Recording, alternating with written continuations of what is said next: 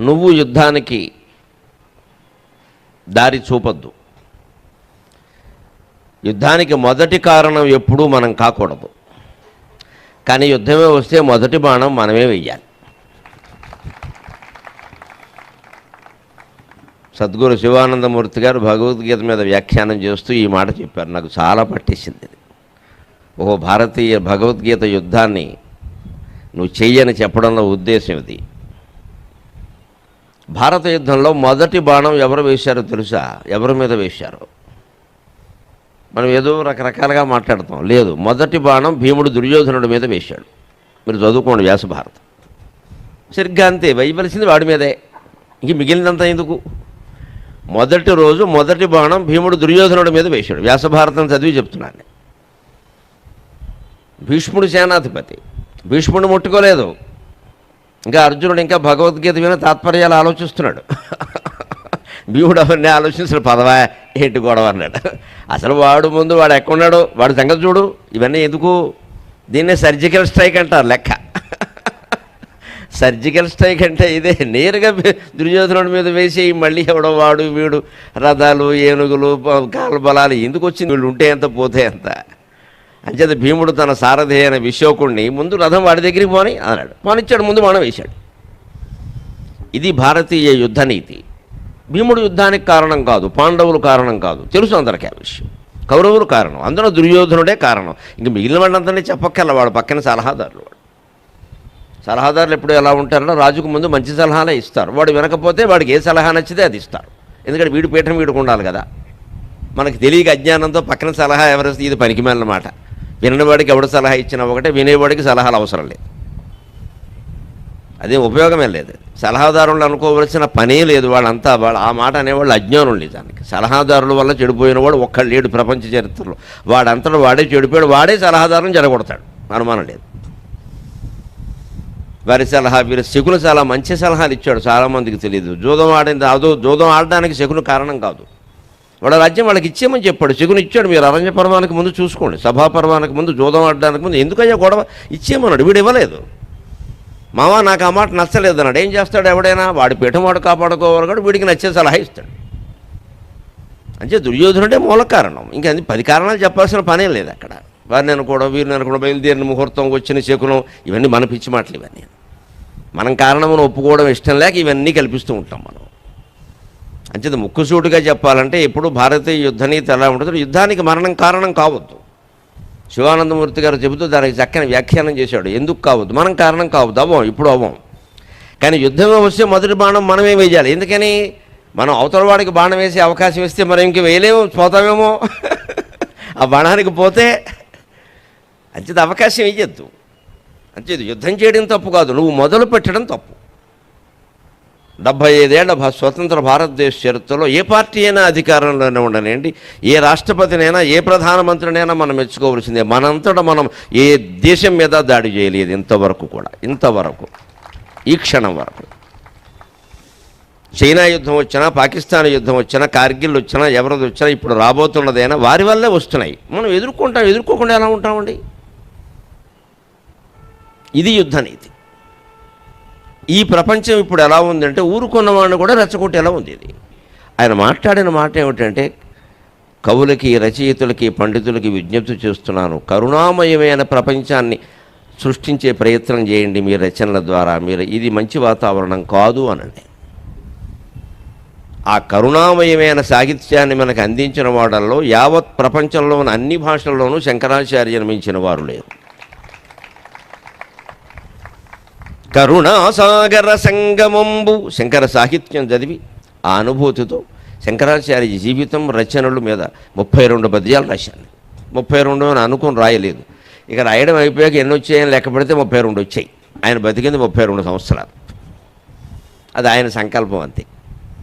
ఇంకేదో రాద్దామా అనుకుంటే ఆలోచించిన ఆలోచన రావట్లా. ఏమిటి ఆగిపోయింది, ఏమీ రావట్లేదు అని లెక్క పెడితే 32. ఎంతటితో ఆపేయమని చెబుతున్నాడు ఆయన, ఆపేయనేసి. ఆ 32లో చివరి పద్యం ఇది. కరుణాసాగర సంగమంబు కవితా గంగా ప్రచారంబు దుర్భర దుఃఖానల వర్షధార శుభ సంపత్ ప్రాప్తి యోగంబు దుస్తర సంసార రుజా నివారణ కళ ధన్వంతరి ప్రజ్ఞ శంకర సాహిత్యము మోక్ష సాధనము రక్షాబంధనం విద్ధరన్. శంకరుల సాహిత్యం ఎటువంటిది అంటే మోడీగా రచించినటువంటి సమాజాన్ని స్థాపించడానికి 1200 ఏళ్ల క్రితమే ప్రయత్నం చేసినటువంటి మహానుభావుడు శంకరాచార్య. ఆయన కేవలం కవిత్వం కోసం కవిత్వం చెప్పలా. అలా చెబితే కాళిదాసు ఎవడు మిగిలివాడు కదా. ఇక్కడ నేను ఎప్పుడో చెప్పానన్నమాట చాలా ధైర్యంగా. శంకరాచార్యుడు లౌకిక కావ్యాలు రాయకపోవడం కాళిదాసాదుల అదృష్టం అంతే. రాస్తే వాళ్ళు మిగిలేవాళ్ళు కాదు. మేఘ సందేశం శంకరాచార్య రాస్తే ఇంకా బాగుంటుంది, కానీ ఆయన రాయుడు. ఈ లవ్ సీన్లు ఆయనకి అవసరం లేదు, అది వేరే. రఘువంశాలు ఇవన్నీ ఏమి ఆయన రాసేవి కావు. అవి లౌకిక వ్యవహారం ఆయన ముట్టుకోడు. అదంతా పారలౌకికం, పారమార్థికం. అందుకని ఆయన లౌకిక కావ్యాలు రాయకపోవడం ఎందుకంటే కాళిదాసు భవభూతులు లాంటి వాళ్ళకి ఏదో ఉండాలి కదా, చోటు ఉండాలి కదా. పోతన గారు ఏమన్నాడు, భాగవతం రాస్తూ ఏమో కవిత్రయేమో భారతాన్ని అనువాదం చేశారు, రామాయణాన్ని ఇప్పటికి చాలామంది చేశారు, భాగవతం ఎందుకో ఎవరికి చేయాలనిపించడం తెలుగులో, నా పుణ్యం నాకు వదిలేశారు దాన్ని అన్నాడు ఆయన. ఆ వదిలేయడం మంచిదైంది, ఇంకెవడన్నా చేస్తుంటే కంపోయేది. పోతన గారు చేయబట్టి చాలా బాగుంది. అలాగా శంకరాచార్య లౌకిక వ్యవహారాలు, లౌకిక కథాఘట్టాల జోలికి పోలేదు. అందువల్ల ఇతర కవులు సంస్కృతంలో మిగిలేరు కానీ, లేకపోతే ఈయన ఒక్కడే మహాకవి. కవిత్వం కరుణామయం కావాలి. ఎందుకంటే కవిత్వము, సంగీతము లాంటివి కూడా మనుషుల్లో కరుణను పెంచలేకపోతే ఇంకేం పెంచుతాయి? ఎంత హిట్లర్ లాంటి వాడు మనస్సేనా ఒక అందమైన బొమ్మ గీస్తుంటే మనస్సు కరుగుతుంది సహజంగా. వాడి ప్రియురాలు వాడు గుర్తొస్తుంది, ఆ ప్రియురాలకి నమస్కారం. హిట్లర్ని కరిగించగలిగింది, దానికి నమస్కారం. వాడిని ఎవడు కరిగించలేడు కదా. అది ఒక ఆర్ద్రమైన భావన కలగకపోతే మనిషి ఏమైపోతాడు? రాక్షసుడైపోతాడు. ఆ మనిషిని రాక్షసుణ్ణి కాకుండా కాపాడేదే కవిత్వం. అంచేత నువ్వు వేదాంతం చెప్పు, లౌకికం చెప్పు, వైజ్ఞానికం చెప్పు, సాహిత్యం, సంస్కృతి ఏం చెప్పు, కరుణ అనేది దాని ప్రధాన రసం. అందుకే నేను మా అమ్మ ప్రార్థనలో కూడా భవభూతి వాక్య సంపన్నత వచ్చునుచుండునిక, అమ్మా నీ అనుగ్రహం నా మీద భవభూతి వాక్యంలాగా కురిసేలా చేయమన్నావు. భవభూతి వాక్యం అంటే ఉత్తరరామచరిత్ర రాశాడు మహానుభావుడు సంస్కృతంలో. కరుణయేవ ఏకోరసః అన్నాడు ఆయన. ఏదో శృంగారం, హాస్యం, కరుణ, అద్భుతం, బీభత్సం, భయానకం, రౌద్రం అంటూ 9 రసాలు 16 రసాలు చెప్తారు కదా, అవన్నీ లేవు, ఒకటే రసం, అదే కరుణ. ఇక మిగిలినవన్నీ దండగా. మనిషిని కరిగించినప్పుడు కవిత్వం ఎందుకండి, ఇన్ని రసాలు ఎందుకు? అందుకని కరుణ ఏవ ఏకో రసః అన్నాడు. సీతాపరిత్యాగం చేసినప్పుడు రాముని హృదయం అలా ఉందంటే పుటపాక ప్రతీకాశో రామస్య హృదయో రసక అన్నాడు. ఆయుర్వేదం మందు తయారు చేస్తూ ఉంటే పుటపాకం అని పెడతారు. ఆ ద్రావకం తయారు చేశాక దాన్ని యజ్ఞగుండం కింద పెడతారు. ఇంట్లో యజ్ఞగుండం ఉంటుంది, అందరూ బ్రాహ్మణులాగా యజ్ఞాలు చేసేవాళ్ళగా ఆయుర్వేద వైద్యులందరూ ఆ యజ్ఞగుండం కింద పెడతారు. యజ్ఞగుండంలో పెట్టారు ద్రావకం తయారు చేసి, ద్రావకం అది మందు కాదు అది. ఆ ద్రావకాన్ని యజ్ఞగుండం కింద పెడతారు. అలా 1 నెల ఉంచుతారు. రోజు యజ్ఞం చేస్తారు అందులో. ఈ వేడికి అది కొత్త ఉడికిపోతుంది. ఏ స్థాయిలో ఉడకాలో ఆ స్థాయిలో ఉడుకుతుంది. కెమిస్ట్రీ చదువుకున్న వాళ్ళకి బాగా తెలుస్తుంది. ఈ ద్రవం ఏదో 26 డిగ్రీలు ఉష్ణోగ్రత దగ్గర వేడి చేయాలి అంటారు. 26.5 అయితే రాదు, 25.5 అయినా రాదు, సరిగ్గా లెక్క. పైకి అయితే యజ్ఞం నడిచేటప్పుడు కానీ బయట కూర్చున్నప్పుడు కానీ లోపల ఒక సీసా ఉంది, అందులో ఒక ద్రావకం ఉంది, అది ఉడుకుతోందన్న విషయం తెలియదు, యజ్ఞం జరుగుతోందని తెలుస్తుంది. అంచేత రాముడు హృదయంలో బాధ ఎలా ఉందంటే పుటపాక ప్రతీకాశో రామస్య కరుణోరసః అంటాడు ఆయన. లోపల యజ్ఞగుండం కింద పెట్టిన సీసాలో ద్రావకం ఉడుకుతోందని బయట వాళ్ళు ఎవరికీ తెలియనట్టే సీతా వియోగంతో రాముడు ఎంత బాధపడుతున్నాడో ఎవరికీ తెలియదయ్యా, ఆయనకే తెలుసు అంటాడు. పుటపాక ప్రతీకాశో రామస్య కరుణోరసః. ఆ దృష్టి ఉన్నవాడికి తెలుస్తుంది. పైన యజ్ఞమే కనపడుతుంది కానీ కింద ఒకటి ఏదో పెట్టారు, ఒక భాండం పెట్టారు, అందులో ఓ ద్రవం ఉడుకుతోందని ఎవరికి తెలుసు. కొంతమంది బాధలు అలాగే ఉంటాయండి. ముఖ్యంగా చాలా కమ్మేసుకోకపోతే ఈ దేశంలో స్త్రీలు ఎవరు ఇంటిని ఉద్యోగాన్ని నిర్వహించుకుని రాలేరమ్మా, చాలా బాధలు కమ్మేసుకుంటున్నారు. పుటపాక ప్రతీకాశం అంటే అవి గుండెల్లోనే ఉండిపోతాయి, బయటికి రావు, ఎవరికి చెప్పరు అసలు. ఒక్కో దశలో మగవాడు అంతే, ఇంకా స్త్రీలు అదృష్టవంతులు, వీళ్ళు బయటికి ఏడుస్తారు. మా యోగం ఏమిటంటే ఏడవడానికి లేదు. మేము ఏడిచామనుకో మగాడు ఏడుస్తున్నావు కదవా అంటారు.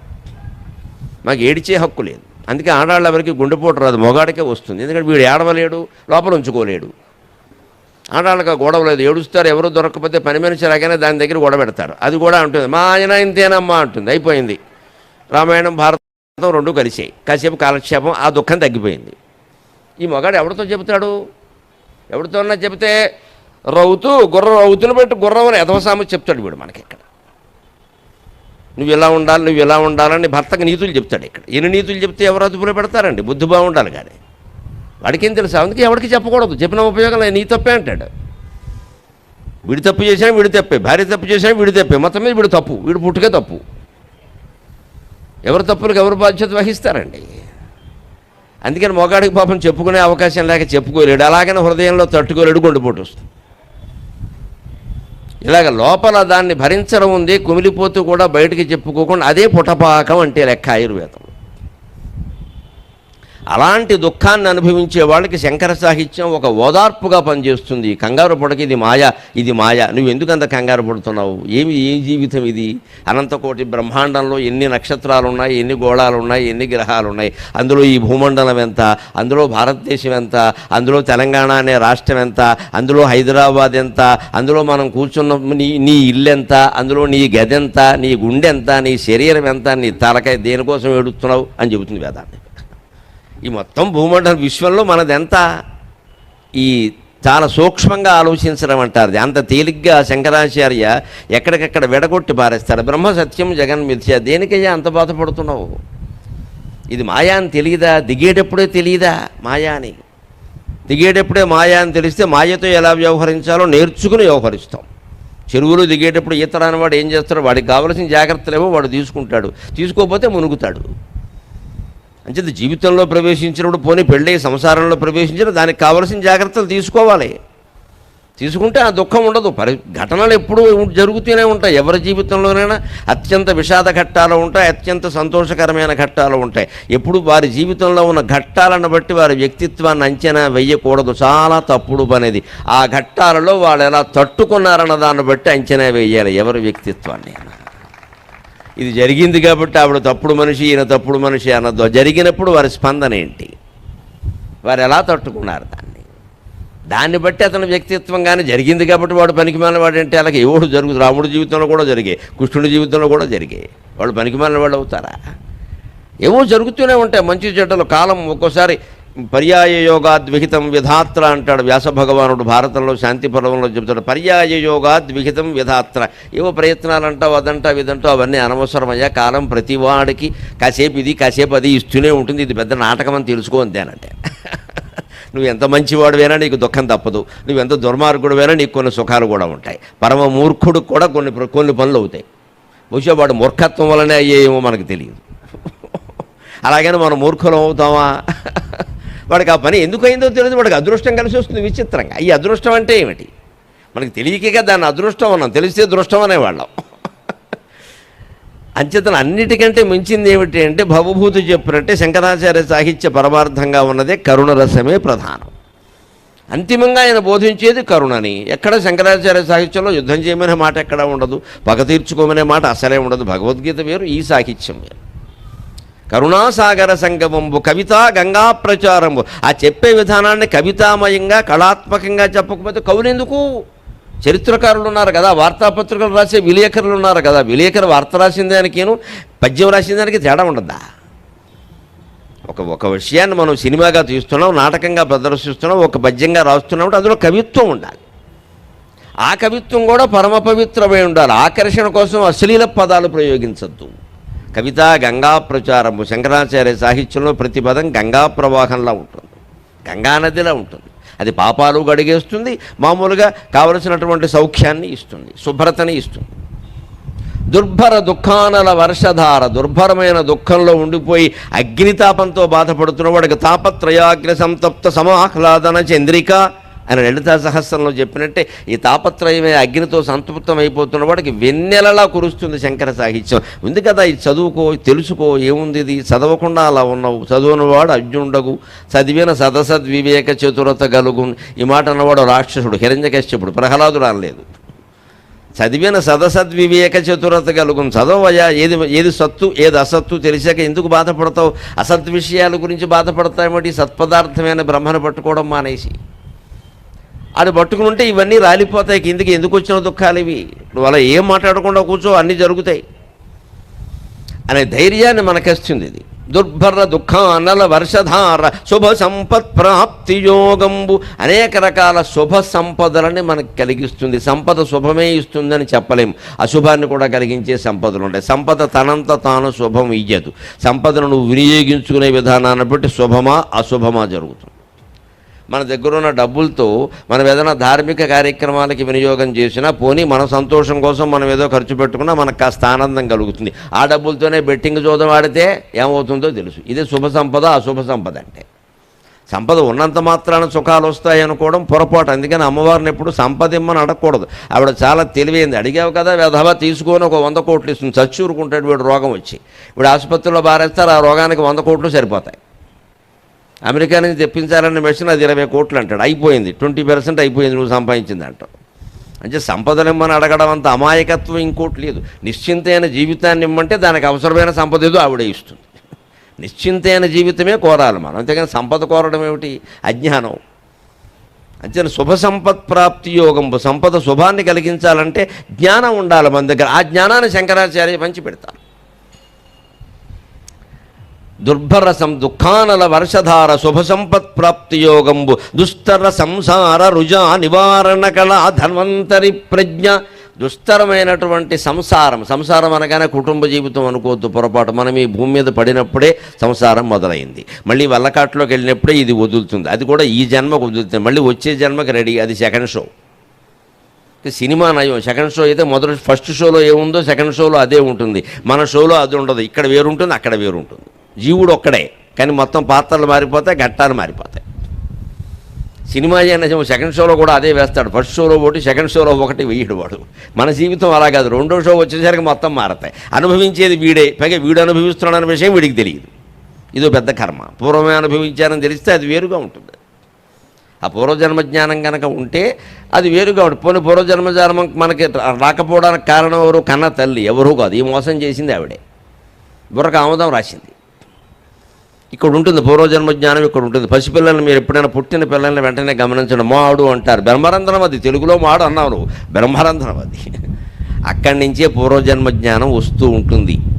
వాడి వాసనలన్నీ వాడికి కమ్ముతూ ఉంటే లోపల ఉన్న శిశువు చచ్చినా సరే ఇంకా శంకరాచార్య భక్త సమాజంలో చేరి ప్రవచనాలు వినడం తప్పితే ఇంకేమీ చేయొద్దు అనుకుంటాడు. కానీ వాడికి 16 ఏళ్ళు రాగానే మాయలో పడతాడు. బీటెక్ అంటాడు, కాలేజీ అంటాడు, గర్ల్ ఫ్రెండ్ అంటాడు, అన్నీ అంటాడు. ఎందుకు పడ్డాడంటే అక్కడ టెంకి ముదిరింది. అది విషయం. అది ఆ కన్నం మూతపడింది. ఎవరు మూసేశారు? తల్లి. ఏం చేసి మూసేసింది? ఆముదం రాసింది. ఆముదం రాయకపోతే అది అలాగే ఉందనుకో, రాయిట్టు కొడితే చచ్చిపోతాడు. అందుకని వాడు బతుకుండాలి కాబట్టి ఆవిడ ఆముదం రాసింది. టెంకి ముదిరింది అంటారు. టెంకి ముదిరితే మాట వెండవు. టెంకి ముదిరితే ఏమైంది? పూర్వజన్మ జ్ఞానం రద్దయింది. వాడికి జ్ఞానం లేకుండా పోయింది. మళ్ళీ ఇప్పుడు కొత్తగా చదివి తెలుసుకోవాలి. అంత శ్రమ ఎవడ పడతాడు 16 ఏళ్ళకి? వాడు మాట వినడం. చిన్నపిల్లల మాట ఎందుకు వింటారంటే కొంచెం భయానికైనా భక్తికైనా. టెంకి మొదలలేదు, ఇంకా ఆముదం పూర్తిగా పనిచేయలేదు. అంచేత ఈ మోసం చేసి ఆ మాడు రంధ్రాన్ని మూసేసింది ఎవరంటే కన్నతల్లి. ఆవిడ చెయ్యికి తప్పదు అది, లేకపోతే పిల్లడు చచ్చిపోతాడు. అందుకే మనకి ఆముదం రాశారంటే మోసం చేసాడని అర్థం వచ్చింది. పత్రికలు ఎప్పుడైనా కంపెనీ పెట్టి చిట్ ఫండ్ కంపెనీ మూసేస్తే వాడు ప్రజలకు ఆముదం రాశాడంటారు. కొబ్బరి నూనె రాయకూడదా, తేనె రాయకూడదా? తెలుగు జాతీయ అర్థమైతే భారతీయ వేదాంతం అంతా అర్థమవుతుంది. ఆ జాతీయాల్లో ఉందంత. ఆముదం రాశాడు. ఆముదం ఏమిటి? ఇదే పుట్టినప్పటి నుంచి వరుసగా ఏడాది 2 ఏళ్ల పాటు ఆముదం రాసి రాసి రాసి అది మూసేసింది. మూసేయడంతో జ్ఞానం పోయింది.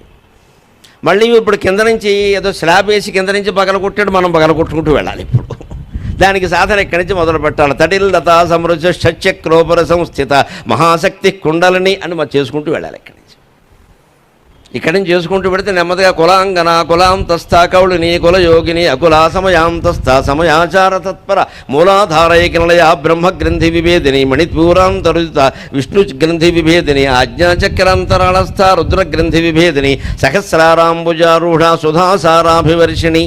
ఇంతవరకు ఈ కింద నుంచి మూలాధార చక్రం నుంచి బ్రహ్మరంధ్రం, విష్ణురంధ్రం, విష్ణు గ్రంథి, రుద్రగ్రంథి అన్నీ మనం పగలగొట్టుకుంటూ పైకి వెళ్ళాలి. ఎందుకంటే అక్కడ మూసేశారు కాబట్టి. ఇంత చెయ్యాలి ప్రయత్నం. అందుకని దుస్తర సంసార రుజా నివారణ కళ ధన్వంతరి ప్రజ్ఞ. దుస్తరమైనటువంటి ఈ జీవితం వల్ల ఈ జీవితం ఒక రోగంగా పరిణమించి మనం పరిష్కరించలేనటువంటి సమస్యలు ఎదురైనప్పుడు ధన్వంతుల లాంటి వైద్యం ఏదంటే శంకర సాహిత్యం ఒకటే. శంకర సాహిత్యము మోక్ష సాధనము. అది నీకు విముక్తిని కలిగించదు, ముక్తిని కలిగిస్తుంది. ముక్తి అంటే శాశ్వతమైన విడుదల, విముక్తి అంటే తాత్కాలికమైన విడుదల. జైలు నుంచి విడుదలైన వాడిని విముక్తి చెందాడు అంటారు, ముక్తి చెందాడు అంటారు. దానికి అంత సీన్ లేదు. ముక్తి పొందాడు అంటే శాశ్వతంగా, విముక్తి అంటే తాత్కాలికంగా. బెయిల్ ఇచ్చిన వాడికి కూడా విముక్తి దొరికినట్టే, మళ్ళీ లోపల పారేస్తారు. అందుకని ఆ శాశ్వతమైనటువంటి మోక్షం కావాలంటే జ్ఞాన మార్గంలోకి వెళ్ళవలసింది. ఆ జ్ఞాన మార్గంలోకి వెళ్ళడానికి ఆయన చెప్పిన స్తోత్రాల్లో చాలా ముఖ్యమైనటువంటి ఆత్మశ్రీ నిగర్హణ అనాత్మశ్రీ నిగర్హణ స్తోత్రం. ఈ ప్రపంచం అంతా కూడా మనకి ఏమిటో తెలియాలి అంటే ఆత్మ ఏది అనాత్మ ఏది అనేది మనం విడదీయాలి. ఎలా విడదీయడం? ఒక శిల్పి శంకరాచార్య విగ్రహం చెక్కాడు శిలలో. దానికోసం ఎక్కడి నుంచో పెద్ద శిల పట్టుకొచ్చాం మనం. ఆచార్యస్వామి విగ్రహం అండి, చాలా జాగ్రత్తగా చేయండి, మీరు కాబట్టి చేస్తారని తీసుకొచ్చి, వాళ్ళు తప్పకుండానండి, నాకు ఆయన ఎందు భక్తి ఉంది, నేను చేస్తాను అన్నాడు. ఆ గండశిలని, పెద్ద శిలని ఆయన శంకరాచార్య విగ్రహంగా చెక్కాడు. చాలా అందంగా చెక్కాక ఇక్కడ ప్రతిష్ఠ చేశాక మనం ఏమంటాం? శంకరాచార్యని ఎంత బాగా చెక్కాడో అంటాం. ఎంతకంటే అజ్ఞానం ఇంకోటి లేదు. ఆయన చెక్కింది శంకరాచార్యని కాదు. చెక్కడం అంటే ఏమిటి? అది అర్థమైతే ఇది అర్థం. చెక్కడం అంటే ఏమిటి? ఒక శిల్పి శిలలోంచి విగ్రహాన్ని చెక్కేటప్పుడు చెక్కడం అంటారు. చెక్కడం అంటే మన తెలుగులో మాట ఉంది కదా, నేనటి వరకు ఇక్కడే ఉన్నాడు, ఇవాళే చెక్కేశాడంటే వెళ్ళిపోయాడు. అంటే చెక్కడం అంటే బయటికి వెళ్ళగొట్టడం. శంకరాచార్యని బయటికి వెళ్ళగొట్టలేదు, అక్కడ ఉన్నాడు ఆయన. శిలలో ఉన్నదే శంకరాచార్య, మిగిలిందంతా వెళ్ళగొట్టాడు. ఇది శంకరాచార్యం చెక్కడం అంటే అర్థం. శంకరాచార్యం చెక్కలేదు ఆయన, శంకరాచార్య కానిదాన్ని చెక్కాడు, మిగిలింది శంకరాచార్య. ఇప్పుడు చెక్కక ముందు శంకరాచార్య ఎక్కడున్నారు? శిల్పి మనస్సులో ఉన్నాడు, శిలలో లేడు. ఆ శిలలో ఆయన శంకరాచార్యం చెక్కుదామంటే చెక్కుతాడు, సుబ్రహ్మణ్య స్వామి అంటే అది చెక్కుతాడు, గాంధీ గారు అంటే అది చెక్కుతాడు. అంచేది ఆ శిలలోంచి గాంధీ గారు బయటకు వస్తారా, సుబ్రహ్మణ్య స్వామి బయటకు వస్తారా, శంకరాచార్య స్వామి బయటకు వస్తారంటే శిల్పి ఉద్దేశాన్ని బట్టి ఉంటుంది, ఆయన మనస్సులో ఉంటుంది. శంకరాచార్య రూపం ఇదంతా ఎక్కడుంది? ఆయన మనస్సులో ఉంది. ఆయన మనస్సులో ఉన్నది శిలలోకి ప్రవేశించింది. ఆ రూపం కాకుండా మిగిలింది చెక్కేశాడు. మిగిలింది చెక్కేస్తే మిగిలింది శంకరాచార్య, కానీ చెక్కింది శంకరాచార్య ఎలా అవుతుందండి? మనం మాట్లాడేవన్నీ అబద్ధాలే. అందుకే ప్రపంచం మాయా అన్నారు ఆయన. నువ్వు సత్యమని మాట్లాడుతున్నావు, అంతకంటే మాయ లేదు. విజయవాడ స్టేషన్లో వచ్చింది అంటాడు. ఎలా వస్తుందండి? విజయవాడ ప్లాట్ఫారం, అది ఎక్కడికి రాదు, అక్కడికి మనం వెళ్ళాం. ఇది అబద్ధం. ఇది విజయవాడ వచ్చింది, వరంగల్ వచ్చింది, ఎందుకంటే పచ్చి అబద్ధం ఇంకోట్లేదు. ఏ స్టేషన్ రాదు, అది జడ పదార్థం. విజయవాడకి మనం వెళ్ళాం. విజయవాడ ఎందుకు వస్తుంది? నీ దగ్గరికి వస్తుంది పని కట్టు, నువ్వు అంత గొప్పవాడువా? పని కట్టుకుని టికెట్ పెట్టుకుని వెళ్ళావు, బాత్రూమ్ దగ్గర నిలబడి వెళ్ళావు. విజయవాడ వచ్చిందంటే వీటి ఏమనాలి? విజయవాడ స్టేషన్కి మనం వచ్చామనాలి. అంటే పక్క వాళ్ళు ఏమంటారు? వీడికి ఏదో అయింది, ఈ మధ్యన ఎర్రగడ్డ తీసుకెళ్ళండి. ఎవరు పిచ్చాళ్ళండి? వీడే సరిగ్గా మాట్లాడాడు, వాళ్ళే పిచ్చాళ్ళు. వాక్య నిర్మాణం అర్థం చేసుకుంటే విజయవాడకి నేను వచ్చాను అనేవాడు సరిగ్గా మాట్లాడాడు, విజయవాడ వచ్చిందనేవాడు పిచ్చివాడు. కానీ జనం ఏమంటారు? వీడికేంటి ఈ మధ్య ఎలా అయింది అంటాడు. అంటే అందరూ ఏది అలవాటు పడ్డారో అది మాట్లాడడం జ్ఞానమని, మిగిలింది అజ్ఞానమని మన అభిప్రాయం. నిజానికి జ్ఞానాజ్ఞానాలు కూడా స్థిరంగా లేవు. నీ అభిప్రాయం ప్రకారం నువ్వు మాట్లాడుతూనే ఉంటుంది, ఖచ్చితంగా చెప్పడానికి వీల్లేదు. అక్కడ పక్కా లోపలికి వ్యాకరణంలో కడితే అన్నీ తప్పులే. విజయవాడకి నువ్వు వచ్చి విజయవాడ వచ్చిందంటావు. అలాగా శంకరాచార్యం చెక్కలేదు ఆయన, శంకరాచార్య కానిదాన్ని చెక్కారు. అందుకని ఈ స్తోత్రంలో ఆయన ఏం చేస్తున్నారంటే ఆత్మ కానిదాన్ని చెక్కేస్తారు. అందుకే అనాత్మశ్రీ నిగర్హణ స్తోత్రం అన్నారు. విగర్హణ, అనాత్మశ్రీ విగర్హణ స్తోత్రం. ఆత్మ కానిదాన్ని విగర్హణం, తిరస్కరిస్తున్నాం, చెక్కేస్తున్నాం చూడండి అన్నారు. ఆత్మ కానివేవో చెబుతారు, ఏదాత్మ చెప్పరు. చెప్పకుండా విచిత్రమైన ప్రశ్న వేస్తారు ఆయన. లబ్ధా విద్యా రాజమాన్యా తతఃకిం ప్రాప్తా సంపత్ప్రాభవాఢ్య తతఃకిం భుక్తా నారీ సుందరాంగీ తతఃకిం ఏన స్వాత్మానైవ సాక్షాత్కృతో భూత్ తతఃకిం తతఃకిం తతఃకిం తతఃకిం తతఃకిం తతఃకిం తతఃకిం తతఃకిం. దీన్ని సామాన్య జనభాషలో తతక్కిం స్తోత్రం అంటారు, వాళ్ళకి అర్థమైంది అది. ఎందుకంటే తతక్కిం అనే మాట 100 సార్లు వస్తుంది ఇందులో. ప్రతి మాట వాక్యం వెనకాల తతక్కిం అంటారు. తతక్కిం అంటే అయితే ఏమిటి అని అర్థం. ఇంకా ఇంగ్లీష్లో అయితే బాగుంటుంది, సో వాట్, సో వాట్ అంటాం మనం. అవతల వాడు డంగైపోతాడు దెబ్బకి. నేను ఏదో పెద్ద జమీందారు నుండి కోటేశ్వరుని సో వాట్ అన్నామనుకో, వాడు నీరు గారిపోతాడు. నేను ఈయనకేం పట్టట్లేదంటే నేను చెబుతుంటే. నేను అంబానీ సార్ మాట్లాడుతున్నాను, సో వాట్ అన్నామనుకో, వాడు వెంటనే సగం అయిపోతాడు. అంబానీ కొడుకు బరువు తగ్గాలంటే ఇదే పని, లావు తగ్గాలంటే ఇదే పని. వాడు మాట్లాడినప్పుడు నేను అంబానీ కొడుకు నేను కానీ సో వాట్ అంటే సగం తగ్గిపోతాడు. నేను అనట్లేదు వీడికి, సో వాట్ అంటాడేంటి, అంబానీ తెలీదా, మా నాన్నకి 800 కోట్లు ఉన్నాయి, అదే పెళ్ళికి వచ్చిన వాడికి 2 కోట్లు గడియారం ఇచ్చాడు వాడు, నన్ను పిలవరాదు ఎడదాం అనుకున్నాను నేను. 2 కోట్లు గడియారం అండి ఉరికి వస్తుందా, వాడు ఎవడైతే నాకే. పెళ్ళికి వచ్చిన అతిథులకి 2 కోట్ల గడియారండి, 2 కోట్ల గడియారాలు కాదు, ఒక గడియారం 2 కోట్లు, అటువంటిది కొన్ని వందల మందికి ఇచ్చారు. ఎన్ని వేల కోట్లు ఖర్చు పెట్టారండి. అందుకే ఆర్థిక శాఖలో నిపుణులందరూ ప్రపంచం అంతా చెబుతున్న మాట అమ్మ, మొత్తం ప్రపంచంలో సంపదంతా 10 మంది దగ్గర ఉందండి, మిగిలిన వాళ్ళంతా దరిద్రంలోనే ఉన్నారండి. దీన్నే మనం ఎదుర్కోవాలి. ఆధ్యాత్మికత తెలుసుంటే ముందు ఇది ఎదుర్కోవాలి. నీకు ఇంకా కోట్లు పెంచుకుందామని తెలుస్తున్నామంటే నీకు ఆధ్యాత్మికత రవ్వంత కూడా ఒంటి పట్టలేదన్నమాట. ఇంకెంత పెంచుకుంటావు, ఉన్నది సరిపోదా. మంచిది, అంత ఐశ్వర్యవంతుడు, అంత పదవిలో ఉన్నవాడు, అంత అధికారం ఉన్నవాడు మనతో మాట్లాడితే ఆయన పరిచయం చేసుకుంటూ నేను ఫలానా అండి సో అనగానే సో వాట్ అని మీరు అన్నారనుకో, వాడు నీరు గారిపోతాడు. అంటే నేను ఈయనకేం పట్టట్లేదన్నమాట, నన్ను నేనేం పట్టించుకోవట్లేదు, అదే లెక్క. అందుకే తతక్కిం సో వాట్ అన్నాడు. లబ్ధా విద్యా రాజమాన్య తతక్కిం, ప్రభుత్వాలన్నీ గౌరవించేటువంటి పాండిత్యం నాకుంది, సో వాట్ అన్నాడు ఆయన. అయితే ఏమిటి, ప్రభుత్వాలన్నీ గౌరవించే పాండిత్యాలు కవిత్వాలు ఉన్నవాళ్ళు ఒక ఏడాది బాగున్నారు, 2వ ఏడాది మట్టి కొట్టుకుపోయారు. బతుకున్న ఉదాహరణలు చెబితే బాధపడతారు, చచ్చిపోయిన వాడిని చెప్పుకుందాం. శ్రీనాథ కవి సార్వభౌముడు. శ్రీనాథుడు భీమేశ్వర పురాణం రాశాడు, ఆశ్చర్యం, 10 రోజుల్లో రాశాడు. 10 రోజుల్లో, 10 పగళ్ళు, నైట్ ఆయన వేరే కార్యకలాపాల్లో ఉండేవాడు, మనకు అనవసరం. 10 రోజుల్లో రాశాడు, ఓన్లీ డేస్. అప్పట్లో కవులెవరు రాసేవారు కాదు, ఈయన చెప్తూ ఉంటారు రాసేవాడు. కంచన గర్భ సంభవుడు దగ్గరగ్రావకోటి స్ఖల చెంచన్ నిర్జర వేణికా సలిల సౌగంధ్య అంటుంటే వాడు తాటాకుల మీద రాసేవాడు. అంత వేగంగా రాసేవాళ్ళు ఉండేవారు. అలాంటి గ్రంథాలు ఆయన ఉయ్యాల బల్ల మీద ఊగుతూ, తాంబూలం వేసుకుని ఊగుతూ పద్యాలు చెప్పేవాడు. 10 రోజుల్లో భీమేశ్వర పురాణం రాసి రాజమహేంద్రవరాన్ని పరిపాలించే వీరభద్రారెడ్డికి ఎవరికో అంకితం ఇచ్చాడు. ఆయన 10,000 బంగారు నాణ్యాలు ఇచ్చాడు. వెంటనే భీమవరం వెళ్ళాడు, ద్రాక్షారామం వెళ్ళాడు, ఒక్కరోజు ఉన్నాడు, 5,000 అయిపోయాయి. 2వ రోజు సామర్లకోట వెళ్ళాడు, ఒక్క రాత్రి ఉన్నాడు, 5,000 అయిపోయాయి. సో కృష్ణార్పణం అన్నాడు అంతే. ఇదే లబ్ధా విద్య రాజమాన్య తతక్కి. 10,000 బంగారం నాణ్యాలండి. బంగారమే ఏ రోజుల్లో అయినా. ఈ రోజుల్లో తులం 1,00,000 ఉన్నా, ఆ రోజుల్లో తులం రూపాయి ఉన్నా, అప్పుడు ఎకరం పొలం కూడా 10 రూపాయలే ఉండేది. మరి అంతే, అది విలువైందే కదా. ఖర్చు పెట్టేశాడు ఆయన. 10,000, 5,000 ద్రాక్షారామంలో ఇచ్చేశాడు, 5,000 సామర్లకోటలో ఇచ్చాడు. ఎవరికి ఇచ్చారో చెబితే బాగుండదు, అది వేరే విషయం. ఇచ్చేశాడు, మొత్తం మీద అయిపోయినాయి. ఆయనకు కావలసిన భోగాలు ఆయనకి దక్కాయి. అమాయకుడు అదేదో భోగం అనుకున్నాడు, వదిలేశాడు.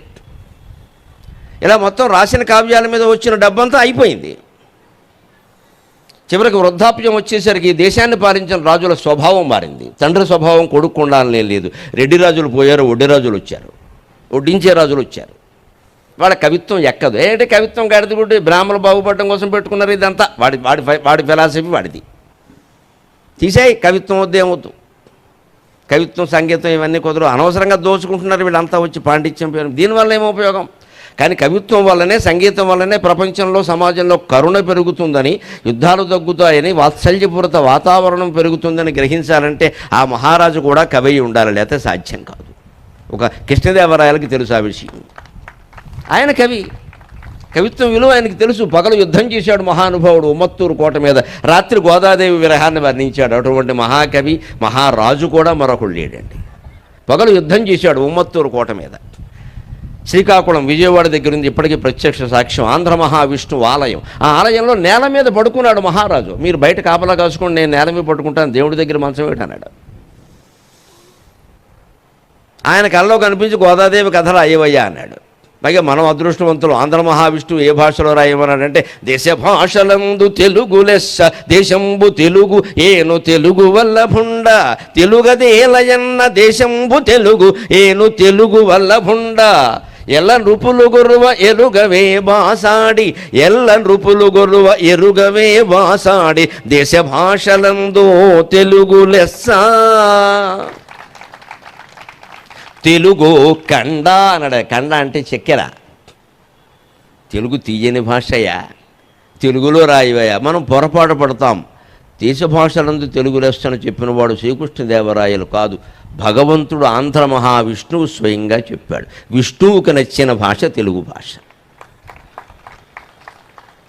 విష్ణువు నాకు సంస్కృతం ఇష్టమని కూడా ఎక్కడ అన్నట్టుగా నాకు ప్రమాణం దొరకల. తెలుగు ఇష్టం అన్నట్టు ప్రమాణం దొరికింది. భగవంతుడికి ఇష్టమైన భాషను కోల్పోయామంటే మనం ఏం బతుకున్నట్టు, ఇక్కడ ఎందుకు బతుకున్నట్టు? భగవంతుడికి ఇష్టమైన ఆ మాట ఆయన ఏం చెప్పి, నేను చెబుతున్నాను అనలేదా? నాకు కలలో ఆంధ్ర మహావిష్ణువు కనిపించి నాకు చెప్పింది ఏమిటి అంటే, ఎలా ఎందుకంటే శ్రీకృష్ణదేవరాయలకు 5-6 భాషలు వచ్చు. తమిళంలో, మలయాళంలో, ఆయన మాతృభాష తుళు. అందులో అనేక భాషలు, కన్నడం సరే కర్ణాటాధీశ్వరుడు అని ఆయనకి పేరు. ఏ భాష? సంస్కృతంలో కూడా రాయగలడు. జాంబవతి పరిణయం సంస్కృతంలో రాశాడు ఆయన, ఒక మహారాజు. ఏ భాషలోనైనా రాయొచ్చు. అందుకని ఆయనకు మల్టిపుల్ చాయిస్ ఇచ్చాడు దేవుడు. కానీ ఎందులో రాయబట్టామంటే, తెలుగది ఏలయన్న దేశంబు తెలుగు ఏను తెలుగు వల్లభుండ తెలుగు కండ ఎల్ల నృపులు గొలువ ఎరుగవే బాసాడి దేశ భాషలందు తెలుగు లెస్స. ఆంధ్ర మహావిష్ణువు అని పేరు కలిగినటువంటి నాయక రాజు విజయవాడ ప్రాంతాన్ని శ్రీకాకుళం రాజధానిగా చేసుకుని పరిపాలించి దేశం కోసం త్యాగం చేశాడు. ఆయన భార్య రాజ్యలక్ష్మి. ఆ ప్రాంత ప్రజలు ఆయన్ని దేవుడుగా భావించి అక్కడ గుడి కట్టారు. అందుకే ఇప్పుడు మీకు కృష్ణా గుంటూరు జిల్లాల్లో ఆడవాళ్ల పేర్లలో చాలా భాగం రాజ్యలక్ష్మి ఉంటుంది. మీరు గమనిస్తే రాజ్యలక్ష్మి ఉంటుంది. అంటే Kingdom it self is Lakshmi, రాజ్యమే లక్ష్మి. రాజ్యలక్ష్మి పేరు ఆ వర్గాల్లో అక్కడే ఉంటుంది ఎక్కువగా, ఎందుకంటే అమ్మవారి పేరు అది. అందుకే నేను ఇదివరకు ఈ ప్రాంతాన్ని పరిపాలించానయ్యా, నేను తెలుగు వల్లభుణ్ణి. తెలుగు చాలా కండ తీయని భాష. దేశ భాషలన్నింటిలోనూ ఎన్ని కన్నడం, మలయాళం, తమిళం ఎన్నున్నా సరే, హిందీ ఎన్నున్నా సరే, తెలుగు చాలా తీయని భాష అయ్యా. అందుకోసం అటువంటి భాషలో రాయవయ్యా అన్నాడు ఆయన. ఎంతగా రాజులు గౌరవించే విద్యను నేర్చుకున్నా, కవిత్వం చెప్పినా శ్రీనాథుడు జీవితంలో ఓడిపోయాడు. పోతన గారు జీవితంలో కూడా నెగ్గాడు, కవిత్వంలో కాదు, జీవితంలో కూడా నెగ్గాడు. రాజులు ఆయన్నే ఆహ్వానించారు, ఈయన్నే ఆహ్వానించారు. శ్రీనాథుడు హాయిగా వెళ్ళాడు, పల్లకీల్లో ఊరేగాడు, వారు ఇచ్చిన డబ్బంతా తీసుకున్నాడు, అన్నీ అనుభవించాడు, భోగాలన్నీ అనుభవించాడు. చివరి దశకు వచ్చేసరికి రాజులు మారిపోయారు, వాళ్ళ బుద్ధులు మారిపోయారు. భయంకరమైన కష్టాలు అనుభవించాడు ఆయన, మామూలుగా కాదు. అవన్నీ చూసి నేను తట్టుకోలేక సాగరఘోష కావ్యంలో శ్రీనాథుడు పోతన ఇద్దరి చరిత్ర రాశాను. ఎంత అమాయకులు ఈ కవులు, ఇంత జ్ఞానాన్ని జనానికి బోధిస్తారు, ఆ జ్ఞానాన్ని వాళ్ళు ఎందుకు నేర్చుకోరు అనుకున్నాను. మా ప్రవచనకర్తలు సహా ఉండే పెద్ద బలహీనత ఏమిటంటే, మిమ్మల్ని అందరికీ మోక్షం వచ్చేలా చేస్తాం, మాకు ఈ జన్మకు కాదు 100 జన్మలకు కూడా రావు. ఎందుకంటే మీ దండాలు, మీరు ఇచ్చే కానుకలు మాకు ఎక్కువైపోతాయి, ఇవే మమ్మల్ని బంధిస్తాయి. మొహమాట పెట్టి మన ఎత్తిమి పెడతారు పట్టుకొచ్చి. ఇంటికి వెళ్ళి మా ఆవిడ నేను చెమ్మ చెక్క ఆడుకోవాలి. ఇవన్నీ లెక్కలెట్టుకుంటూ కూర్చోవాలి. అక్కడి నుంచి ఇక్కడ ఇంత వచ్చింది, అక్కడ ఎంత వచ్చి, ఏదో కలెక్షన్ మీద పడుతుంది దృష్టి. అంతే పోతుంది మా ఇది. మంచిది, జ్ఞానం ఉన్నంత మాత్రాన, పాండిత్యం ఉన్నంత మాత్రాన, కవిత్వం ఉన్నంత మాత్రాన వాడికి ఏదో వస్తుంది అనుకోదా. లోపల ఏం జరుగుతుందో వాడికి తెలుసు, మనకి తెలియదు. ఏమీ తెలియకుండా అమాయకంగా దూరంగా ఉండి ఉండేవాడు ఎవడో యోగి వేమన లాంటి బుద్ధి పుట్టి మళ్ళీ వాడి ప్రపంచంలోనే ఉండి ఎక్కడో గుహలోకి వెళ్ళి కూర్చుంటాడు. నా మాటల వల్లే వాడు అంతవాడు అయ్యాడు, కానీ నేను అంతవాడిని కాలేకపోయా. అదంతే. అది యోగి వేమన సినిమా చూసినటువంటి ముమ్మడివరం బాలయోగి వెంటనే మహాయోగి అయ్యాడు. యోగి వేమన సినిమాలో వేమన పాత్ర వేసిన నాగయ్య గారి సినిమాలు తీసి నష్టపోయాడు. ఇది పెద్ద ఉదాహరణ. నాగయ్య గారి సినిమాలు తీసి నష్టపోయాడు. సినిమా నటుడులో ఉండాలి, సినిమాలు తీయడం ఏంటి, ఓవర్ యాక్షన్ అంటారు దీన్నే. ఏ పని చేసేవాడు ఆ పని చేసుకోవాలి. ఆయన యోగి వేమన పాత్ర వేసిన ఆయనకి యోగి వేమన తత్వం పట్టల. కానీ ఆ సినిమాని చిన్నతనంలో 5 ఏళ్ల వయసులో చూశాడు ముమ్మడివరం బాలయోగి అంటే ఆయనే. చూసి దూరం టూరింగ్ టాకీసులు, అప్పుడు తడికెలు, ఆ టాకీసులో చూశాడు. ఆయనలో కలగవలసిన జ్ఞానం ఏదో కలిగింది. ఇక అంతే, మామిడి తోటలోకి వెళ్ళిపోయాడు, మళ్ళీ రాలేదు. ఎస్సీ కులంలో పుట్టాడు ఆయన. కులంతో నిమిత్తం లేదు, జ్ఞానానికి బోడు కబుర్లు చెప్పద్దు ఇక్కడ. ఏ కులమైనా ఒకటే, ఏ మతమైనా ఒకటే, ఏ ప్రాంతమైనా ఒకటే. అది వాళ్ళు ఒక తృష్ణ, ఒక జ్వాల. అది జన్మాంతరాన్ని కూడా కావచ్చు, ఈ జన్మది కావచ్చు. ఆయన ఎస్సీ కులంలో పుట్టాడు అంటే అట్నుంచి అట్టే వెళ్ళిపోయాడు. గొడ్లు కాసుకుని కూడా ఒక జమీందారు దగ్గర ఆ గోవులు వదిలేశాడు, వెళ్ళిపోయాడు. ఓ చెట్టు కింద కూర్చున్నాడు. తర్వాత ఆయన్ని 10 రోజుల తర్వాత ఆ చెట్టు కింద నుంచి బలవంతంగా తీసుకొచ్చి, బాబు నీకు ఇంకో చోట స్థలం ఇస్తామని కూర్చోబెట్టాల్సి వచ్చింది. రాలేదు అతను. అంత చైతన్యం యోగి వేమన సినిమా చూస్తే ముమ్మిడివరం బాలయోగిలో కలిగింది కదా, యోగి వేమన పాత్ర వేసిన వాళ్ళు ఎందుకు కలగలేదు? యోగి వేమనలో కూడా ఆ చైతన్యం కలగడానికి 60 ఏళ్ళు పట్టింది. ఆయనకు కూడా చిన్నప్పటి నుంచి ఏం కలగల. మరి 5 ఏళ్ల పాటికి ఈయనకి ఎందుకు కలిగింది? ఆయన సంస్కారం అయింది, వీరి సంస్కారం వీరిది. ఎవరికి ఏమిటో చెప్పలేము. అందుకని మేము గొప్ప పండితులం, కవులం, గాయకులం అనుకుంటే ఉపయోగం వెళ్ళ. రాజులు గౌరవిస్తారు, ప్రభుత్వాలు గౌరవిస్తాయి. మనకు ఆత్మజ్ఞానం వస్తుందంటే చెప్పలేం. అందుకని శ్రీనాథుడు చాలా కష్టాలు పడ్డాడు, మామూలుగా కాదు. ఇంకా కవిలోకంబునకొక్క పాఠమగు భాగ్యంబుల్ భుజంగంబులేవు అని సాగర భాషలో ప్రత్యేకం పద్యాలు రాశాను నేను. కవులు అనగానే ఎంతోమంది ఎంతో ధనం ఇస్తారు కదా, అంత ధనాన్ని శ్రీనాథుడు హాయిగా ఉపయోగించుకోవచ్చు కదా. బ్యాంకులో డిపాజిట్, ఆ బ్యాంకులో అప్పట్లో బ్యాంకులు అప్పుడు ఉన్నాయి, వడ్డీ వ్యాపారాలు ఉన్నాయి, దాచుకోవచ్చు. ఎవరి దగ్గర దాచమన్నా దాస్తారు. కానీ ఆయన దాచరా, ఎప్పటికప్పుడే ఖర్చు పెట్టేశాడు. హళ్ళికి హళ్ళి, సున్నకు సున్నా.